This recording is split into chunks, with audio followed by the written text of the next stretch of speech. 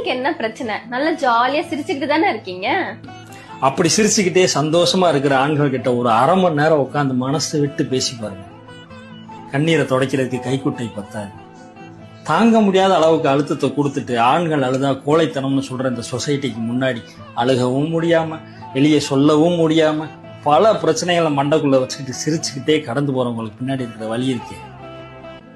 தாய்க்கு பின் தாரம்னு சொல்லுவாங்க, ஆனா தந்தைக்கு பின் தந்தை மட்டும்தான். ஒவ்வொரு மாசமும் கஷ்டப்பட்டு சம்பாரிச்சு அந்த சம்பளம் வந்து அடுத்த செகண்டேவும் அதை அனுபவிக்க கூட முடியாம அடுத்த மாச சம்பளத்துக்காக ஓட ரெடியாகிற உங்க அப்பா கிட்ட கேளுங்க, அதுக்கு பின்னாடி இருக்கிற வழி எவ்வளவு.